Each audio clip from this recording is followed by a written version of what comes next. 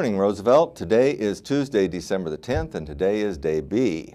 This morning I'm joined at the anchor desk by Jacob and Carrie. But before I pass it over to Jacob, I would like to take a little bit of time to talk a little bit about our 8th period rules and have a good understanding of what these rules are.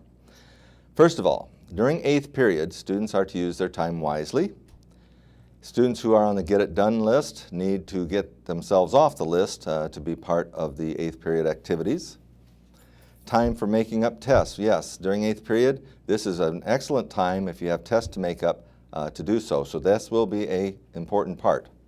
Students also who have special ELT learning opportunities should follow those at that time as well. Now, if you have taken care of all those responsibilities, then you are known as a student in good standing. What does that mean? Well, students in good standing may actually do other activities, such as go to the library or listen to music or other activities. Now, students must have a pass, however, if they're going to an activity from their receiving teacher, not the sending teacher, but the receiving teacher. And students leaving home base need their assignment agenda, with one exception, and that is if you're going from your science room to your language arts room within the house, I'll leave it up to the house teachers to decide if you need a pass for that. Now, what about students who take their instruments, music instruments home? They will be dismissed only at 2:28 to get their instruments. So with 2 minutes to go, you'll be dismissed. You can get your coat, books, and then go to the music area to get your instrument, and you should be able to reach and get to your bus on time. Tuesday activities. Soon we are going to have Tuesday activities, and when that happens, students will be scheduled into their activity, and you will report directly to that activity. Now, what happens on Monday, Wednesday, Thursday? If you're a music student and you'd like to rehearse with your horn or instrument, you can do so if you're in good standing, but you must first report to your home base. So you have to have a pass. It has to be completed by the teacher that you're going to be going to, and you have to make sure you inform the home base teacher of this. Now, what happens if your teacher says, wait a minute, you have a makeup test? Well, unfortunately, that's going to trump that music rehearsal or practice. So if you have a makeup test to do, your teacher will say, do the test. Also, Get It Done will trump the music rehearsal or practices during 8th period. I'm talking about 8th period. Now, making up tests or getting off the Get It Done will be allowed by the music teachers. Sometimes students have said, oh, my teachers are not going to understand and they'll be upset. No, that's not the case. Your music teacher understands if you have academic needs to fulfill, they understand that. Now, how about other activities? Sometimes we have things like spelling bees, we have the GOB, other types of activities. We just finished Lego League. Well, these activities can also happen for those students. However, I would ask that the teacher of the activity meet with other teachers of, for example, music teachers, just to communicate and work out the plans for that. Now, there is an exception, and this is also information that teachers need to know. The week before a concert, I am going to say that a music rehearsal will trump makeup tests and Get It Done, just the week before. In other words, they're getting ready for their concert. I think that's a fair trade. Now, your academic teachers will understand that, and they will work with you to make up tests or whatever else you need to do. But obviously, when you have a concert coming up at that last week, I think it is reasonable to say that has to take precedent.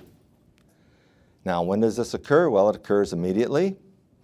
And now on Fridays, we have a little bit different situation on Fridays because Fridays, we have our PD in the morning for professional development, and therefore our 8th periods for 7th and 8th graders really are extended learning times, and also music rehearsal time.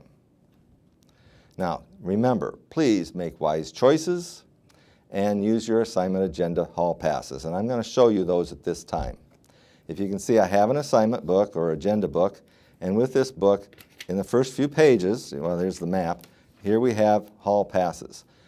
Students, you can fill these out. It's not the teacher's job to fill out the hall pass, other than to initial it and be aware of it. So when you need to go somewhere, use this hall pass, fill it out, and of course the teacher will then initial it. we need the time, we need the location, and these things, if you're going to see another teacher, need to be filled out by the receiving teacher.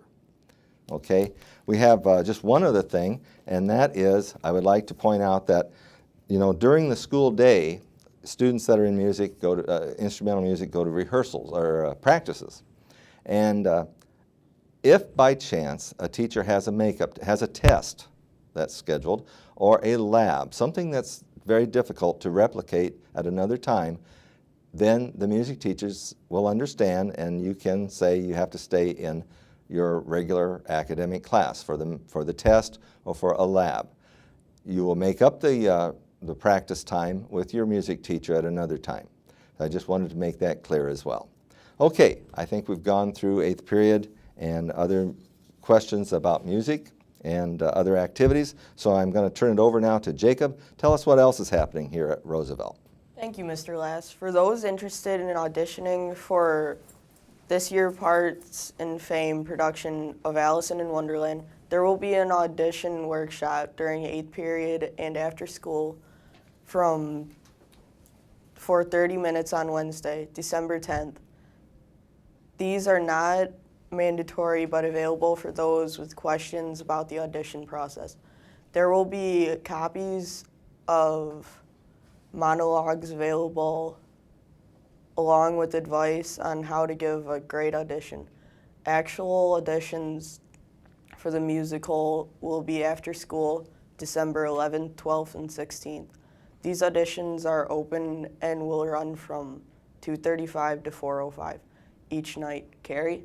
Thank you, Jacob. On today's lunch menu, we have pepperoni pizza, grilled ham and cheese, chef salad, deli turkey and cheese.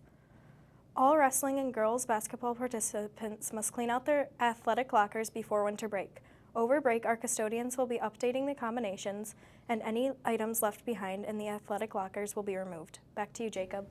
Thanks, Carrie. Attention students. There is a school geography bee which will be on December 12th at 1 p.m. in the auditorium. The school spelling bee will be on December 15th at 8 a.m. in the auditorium. Parents and guests are welcome. Due to the math counts competition being held in the library this Thursday, the library will be closed from 12:45. Are there any birthday shout-outs today, Carrie? There sure are, Jacob. Happy birthday to Ireland Quinn and Kaylee Sanders.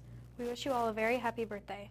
Another reminder that the Carnegie Stout Library will have a holiday wreath-making event for students in the Erms Library from 2:30 to 3:30 on Tuesday, December 16th.